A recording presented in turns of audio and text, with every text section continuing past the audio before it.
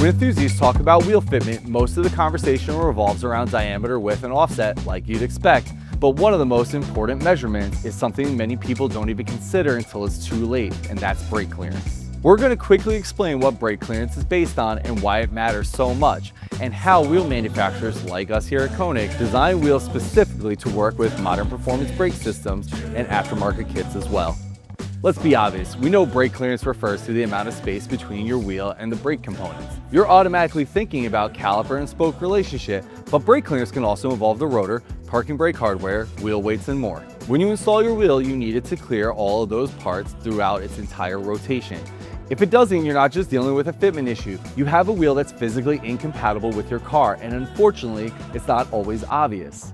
A wheel might clear the caliper by a few millimeters while the car is sitting still, but that doesn't necessarily mean it's safe. There are actually two types of brake clearance that wheel engineers pay attention to. The first is radial clearance, or the space between the inside of the barrel and the wheel at the outer edge of the brake caliper.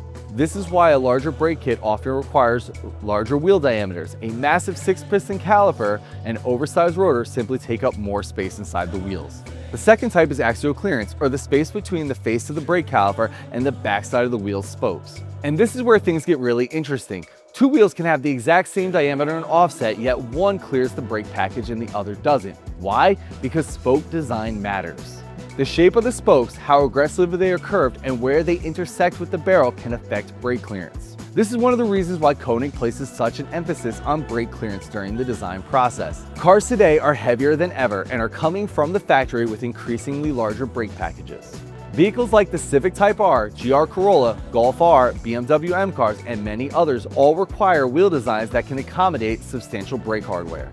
Now let's talk about a common question that we get. How much brake clearance do you actually need? Technically, if a wheel doesn't touch the brake caliper, it clears, but in the real world, that's not the standard you want to rely on. Most wheel fitment experts generally like the 2 to 3 millimeter clearance between the wheel and the brake components as an absolute minimum.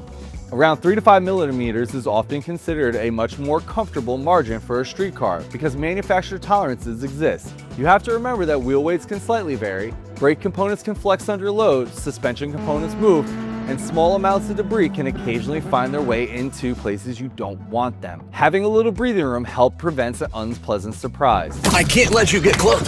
Can you hear my? One of the biggest mistakes enthusiasts make is assuming that wheel diameter alone determines brake clearance. We often hear people say, but it's an 18-inch wheel, it will fit. That's not necessarily the case.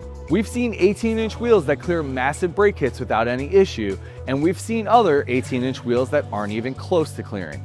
Diameter is only one part of the equation. Spoke design, barrel shape, wheel profile, and offset all play major roles as well. And this is also why brake templates exist. Many brake manufacturers provide printed templates that allow you to check the wheel fitment before spending the money on a new setup. And whenever possible, it's a good idea to verify brake clearance before purchasing wheels, especially if you're running an aftermarket big brake kit. Brake clearance is one of the most important aspects of wheel fitment, but it's also one of the easiest to overlook.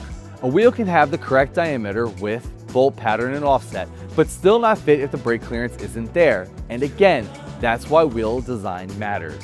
And this is why so many KONIG wheels are engineered with brake clearance as a priority from the very beginning to avoid these headaches altogether. Have you ever run into brake clearance issues during wheel install? Are you questioning your current setup? Let us know in the comments below. I'm Nick from KONIG. Thanks for watching, and we'll see you on the next one.